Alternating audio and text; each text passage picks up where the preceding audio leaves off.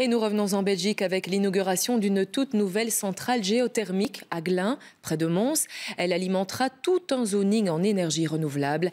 L'exploitation des ressources d'eau chaude de la région constitue une vraie mine d'or. Thomas Dechamps.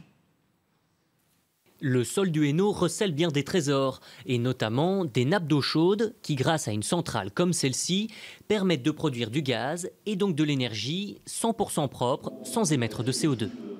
Cette centrale est alimentée par un puits géothermique d'une profondeur de plus de 1500 mètres et on peut obtenir un débit en artésien de 100 mètres cubes heure et avec une pompe de puits, on peut monter jusqu'à 150 mètres cubes heure. Donc quand vous convertissez ça en puissance, vous avez une puissance de 7 MW thermiques et ces 7 MW thermiques seront utilisés pour pouvoir alimenter la zone d'activité économique de Géothermia qui se situe derrière moi, donc plus au sud, qui s'étend sur environ 40 hectares et qui devrait accueillir à terme une trentaine d'entreprises.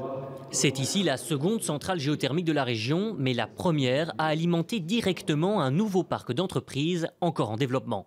Le premier zoning wallon écologique. C'est d'ailleurs ce que demandent les entreprises, d'avoir de la stabilité au niveau du prix d'énergie. Alors quand on est soi-même le producteur, parce qu'on utilise le vent, le soleil et l'eau chaude, c'est évidemment très rassurant. Ça permet aussi de localiser très fort les entreprises sur leur territoire. C'est très difficile de se délocaliser quand toute la production énergétique dépend de ce qu'on a sous l'entreprise. À l'heure où le prix de l'énergie ne cesse d'augmenter, la géothermie est de plus en plus rentable. Et l'ouest du Hainaut est une région particulièrement propice au développement de cette énergie renouvelable. Ces puits de prospection ont pu démontrer qu'il y a un réservoir géothermique qui fait 2500 mètres de profondeur, 5 km de large et 20 km de longueur. Donc aujourd'hui, avec nos 3 puits, c'est une quantité infinitésimale de cette eau chaude que nous exploitons. Le forage de 2 autres puits près de Mons est d'ailleurs prévu d'ici 2020, de quoi alimenter cette fois l'hôpital de la ville.